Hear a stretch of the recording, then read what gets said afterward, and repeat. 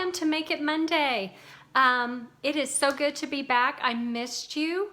Some of y'all know I took my son to college in Colorado. We spent a few days there and it was a much needed just break from everything. We been pretty much cooped up in the house since March, and it was just a nice change of pace to see some beautiful scenery. And we got to have dinner with one of my really good Stampin' Up! Friends.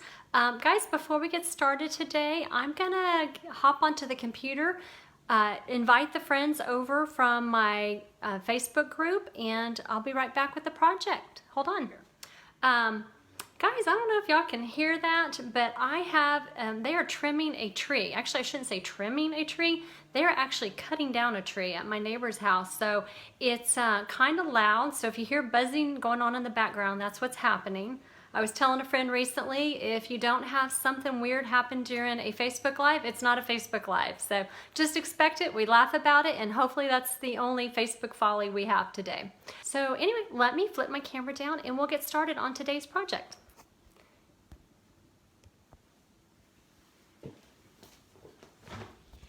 Okay, I see some of you are on. I appreciate you joining me. Hi Denise, hi Kelly, thank you for joining. Okay, so today we are going to make this really cute little post-it note holder using the Hallows Night Magic bundle.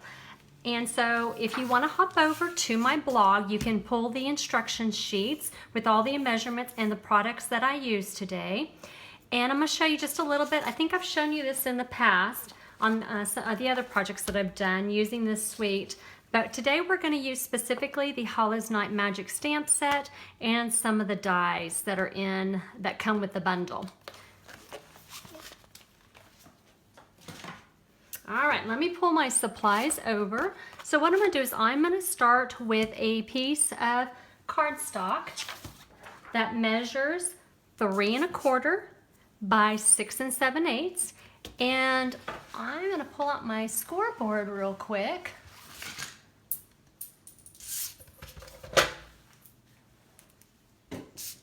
And we're going to score it at 3 1/4 and 3 5/8. We only need just a tiny little bit here. So I'm going to score 3 1/4 and then again at 3 5/8. That is about the width of a 3 by 3 post-it pad of paper. And so I'm going to take that and I'm going to burnish my score lines.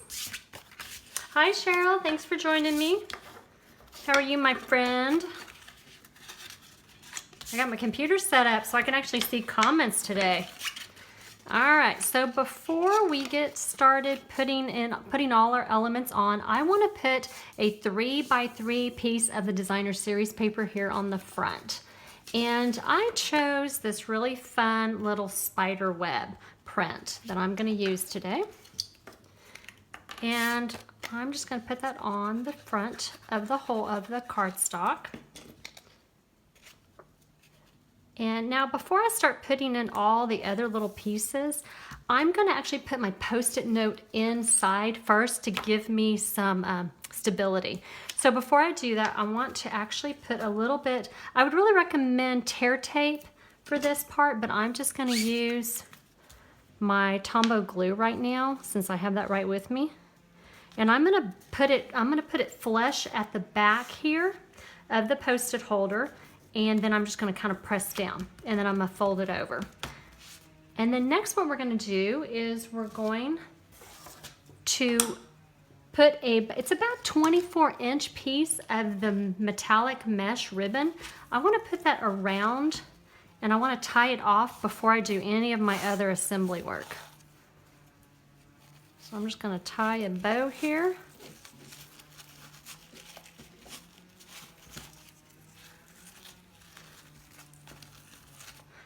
Thanks. So yeah, we did. We flew back in last Wednesday. It was a really nice break just to visit a little bit. We got Daniel all moved into his dorm. He's getting things figured out. He's doing pretty well. Okay, so now what we'll do is we'll start building the layers onto our Post-it note holder. I'm going to add I already pre-cut a circle from the Stitch Shapes dies in the Blackberry Bliss cardstock. And what I'm going to do is I'm going to put a dimensional on each side so that it straddles my ribbon. And then that way it'll just sit right across and bridge that section there. And then what I'm going to do is I'm going to stamp my sentiment, or stamp my background and my sentiment onto a piece of Whisper White cardstock.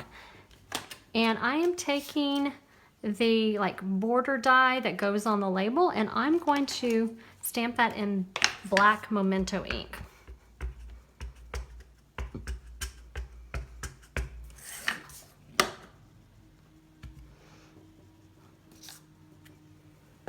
And then I'm just going to take it and I'm going to use my Blackberry Bliss blends and my Smoky Slate blend, and I'm going to do some coloring here on some of these elements. Now I did something very similar to this the other week, but I think I did it in red back then. Same concept. You just want to take your darker color, and just wherever you think there might be shading, you'll add a little bit of the darker color. And then you'll come back in with the lighter color and finish coloring it in. And then just kind of blend the two. So just give me a minute and I'm going to finish this up.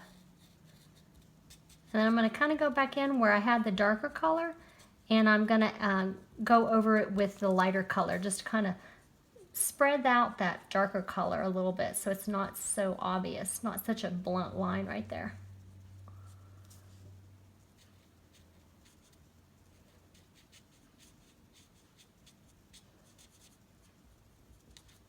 Alright, so I'm going to go in with my Smoky Slate blend, and I'm going to color in all the little leaves. Let's grab the right color, Deborah. Alright. And I'm going to go in here and do all this. Get all these little leaves colored in. Have y'all started on Halloween projects yet?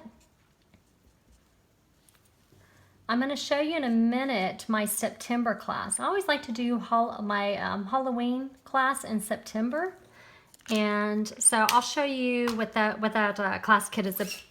Show you the projects in that class kit. And then what I'm going to do is I'm going to stamp my sentiment. Now I want to make sure I have my label positioned correctly with this opened end on the right side. And I'm going to take my Rich Razzleberry ink pad. Now you can use the Blackberry Bliss or Rich Razzleberry. They're very similar colors. They both work well together. And I want to get this as far left as I can without getting into the leaves. And then what I would do at this point is I would run this through my die cutting machine. But you know me, guys, I like to go ahead and prep some of my stuff in advance. So I have already cut one out for us so that we can go on ahead and keep working. Do the fun stuff, right? And then what I'm going to do next is I'm going to take a die cut piece of the accent border. Now in this case, I don't need the entire border. So I'm going to take my scissors and I'm going to snip off the last little triangles here. And then what I'm going to do is I'm going to glue that underneath this little label just to give it a little bit of an accent.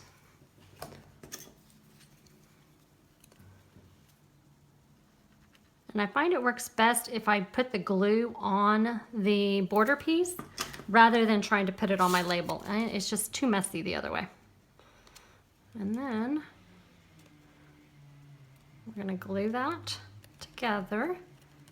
And guys, I'm going to let that glue set for a minute while I work on the spider so I can make sure that it stays well, because that glitter, sometimes it has to really, takes a few extra minutes for that glitter to dry, or the glue on the glitter to dry.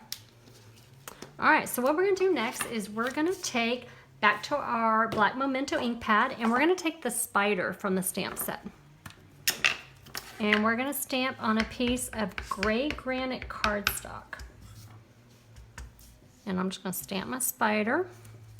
And then what I would do is I would take the die that's in the bundle and I would cut that out. And here's one already cut out for us. So now we can just go ahead and assemble our project. So what I'm going to do here is I'm going to use dimensionals, and I'm just going to put it along the middle part here.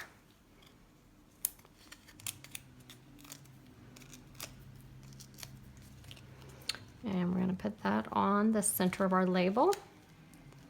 And then I'm just going to add a dimensional. Now actually I probably should use black dimensional here, but instead they're in my drawer, so I'm just going to use what I have out here. And we're just going to put the little spider there in the corner. And our project is done. Now guys, I was tinkering around with this morning, and I noticed something that I thought was really cool. We have these 3 1/8 by 3 1/8 acetate boxes, and this almost fits in there. So what I did is I reconfigured the measurements just a little bit, and I made it just a little bit more narrow, and I changed the score lines.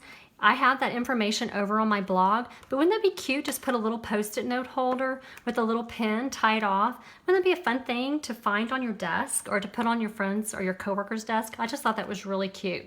So anyway, I did provide that information on my blog, so you can, if you want to adapt it for this little box, you can do that. So before I close for today and say goodbye, I want to show you my September Stamp Club kit, so you can see what projects are in there and how to register for it. It includes projects. It includes these 5 projects, 2 cards, and 3 treat holders. This one has actually a little acetate box inside and this little bag, and I just love this one because it's like a little coffin that opens up and has treats inside. I will post the link so you can get more information on how to get this kit. It will include the pre-cut supplies, and it will include a treat for one of the treat holders. I haven't decided which one yet, but it will include a little treat for that. So guys, that is what I have for today. I hope you enjoyed today's project, and we will see you next Monday. Take care. Have a wonderful week. Bye guys.